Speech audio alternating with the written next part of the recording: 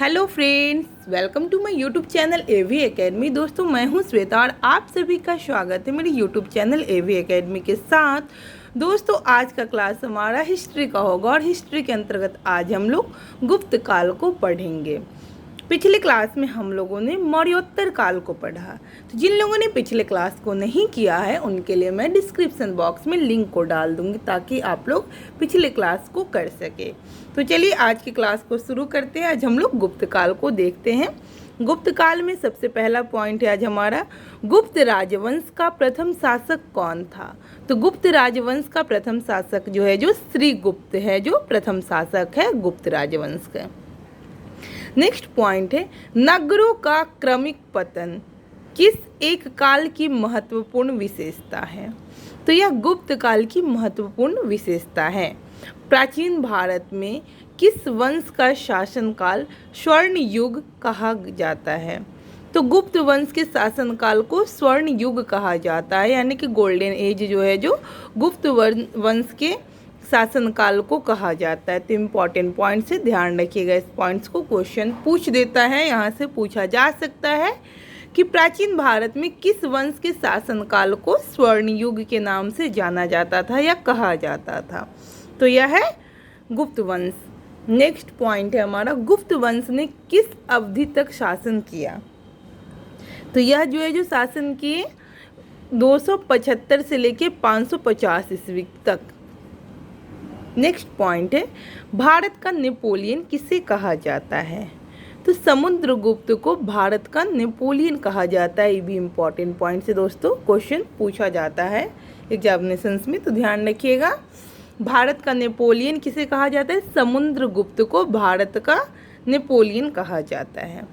समुद्रगुप्त प्रथम गुप्त शासक था जिसने परम भागवत की उपाधि धारण की थी। इसके बाद गुप्त शासक चंद्रगुप्त द्वितीय ने भी परम भागवत की उपाधि धारण की। नेक्स्ट पॉइंट है, गुप्त संवत की स्थापना किस शासक ने की थी। तो चंद्रगुप्त प्रथम ने गुप्त संवत की स्थापना की। नेक्स्ट पॉइंट है, किस गुप्त राजा का एक अन्य नाम देवगुप्त था। तो चंद्रगुप्त द्वितीय का ही अन्य नाम देवगुप्त था। आगे देखते हैं हम लोग। अगला पॉइंट है हमारा, गुप्त काल में उत्तर भारतीय व्यापार किस पतन से संचालित होता था। तो यह ताम्र लिपित पतन से क्या कहते संचालित होता था। इलाहाबाद स्तंभ अभिलेख, प्रयाग प्रशस्ति से समुद्रगुप्त के शासनकाल तथा सैन्य अभियान के विषय में जानकारी मिलती है। नेक्स्ट पॉइंट है, किस गुप्त शासक ने सर्वप्रथम सिक्के जारी किए थे। तो कौन ऐसे गुप्त शासक थे जो सर्वप्रथम सिक्के जारी किए थे। तो चंद्रगुप्त प्रथम ने क्या कहते सिक्के जारी किए थे। गुप्तकालीन स्वर्ण मुद्रा को क्या कहते हैं। तो दिनार कहते हैं। गुप्तकालीन स्वर्ण मुद्रा को दिनार के नाम से जाना जाता है। दिल्ली की कुव्वत उल इस्लाम मस्जिद के प्रांगण में स्थित प्रसिद्ध लौह स्तंभ किसकी स्मृति में बनाया गया है। ये चंद्रगुप्त विक्रमादित्य की, जो कि चंद्रगुप्त द्वितीय हैं, उन्हीं की स्मृति में बनाया गया है। नेक्स्ट पॉइंट है, किस शासक को शक विजेता कहा जाता है। शक विजेता, तो ये चंद्रगुप्त द्वितीय को ही शक विजेता कहा जाता है। आगे देखते हैं हम लोग, गुप्त शासकों की प्रमुख उपाधियों के बारे में जानेंगे। तो इधर है शासक और उपाधियां। श्रीगुप्त, आदिराज, महाराज की उपाधियां श्रीगुप्त को मिली थी।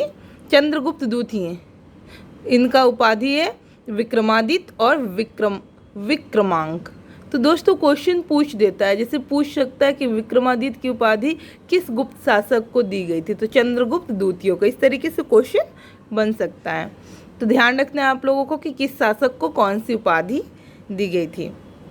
तो स्कंदगुप्त को शक्रादित्य और शक्रोपम की उपाधि दी गई। नेक्स्ट है समुद्रगुप्त। समुद्रगुप्त को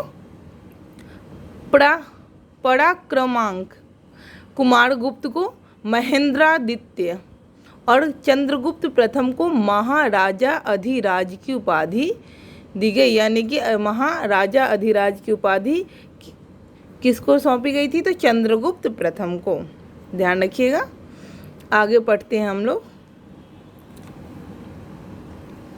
गुप्तकालीन अधिकार। गुप्तकालीन अधिकारी तो अधिकारी है और विभाग है।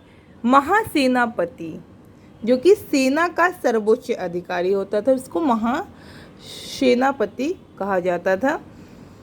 रण भंडारगारिक, सेना का आवश्यकताओं की पूर्ति करने वाला प्रधान अधिकारी। उसके बाद है महासंधि विग्राहक, युद्ध व शांति का प्रधान। नेक्स्ट है भंडागाराधिकृत, यह राजकीय कोष का प्रधान। महाअक्षपटलिक, यह अभिलेख विभाग का प्रधान। सर्वाध्यक्ष, केंद्रीय सचिवालय का प्रधान। महाप्रतिहार, राजप्रसाद का मुख्य सुरक्षा अधिकारी। महाप्रतिहार राज्य प्रसाद का मुख्य सुरक्षा अधिकारी। ध्रुवाधिकरण, यह भूमि कर वसूलने वाले विभाग का प्रधान। अग्रहारिक, दान विभाग का प्रधान। महाबलाधिकृत, सेना का सेनापति सर्वोच्च अधिकारी। महादंडनायक, न्यायाधीश। दंडपाशिक, पुलिस विभाग का सर्वोच्च अधिकारी।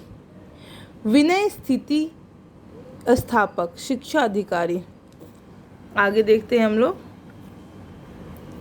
गुप्त काल में अपनी आयुर्विज्ञान विषयक रचना के लिए कौन प्रसिद्ध था? तो सुश्रुत। नेक्स्ट पॉइंट है हमारा, चंद्रगुप्त के नवरत्न में से कौन फलित ज्योतिष से संबंधित था? तो छपनक। अगला पॉइंट देखते हैं, चंद्रगुप्त द्वितीय 375 से लेकर 415 ईस्वी स्वयं एक विद्वान तथा विद्वानों का आश्रयदाता था। उसके दरबार में 9 विद्वानों का एक समूह नवरत्न निवास करता था।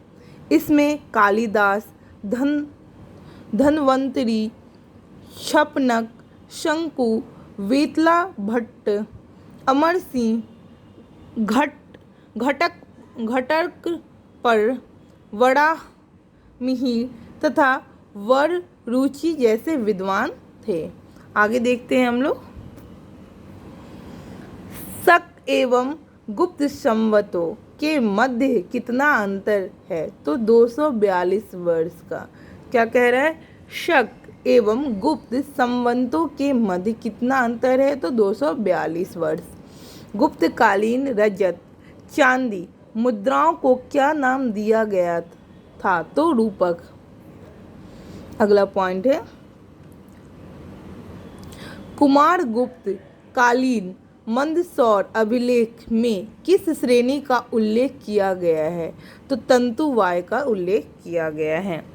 और आज का लास्ट पॉइंट है, और यह है मध्य प्रदेश के रीवा जिले में स्थित सुपिया का लेख में गुप्त वंश को घटोत्कच वंश कहा गया है। तो क्वेश्चन पूछा जा सकता है, इम्पॉर्टेंट है, ध्यान रखिएगा। मध्य प्रदेश के रीवा जिले में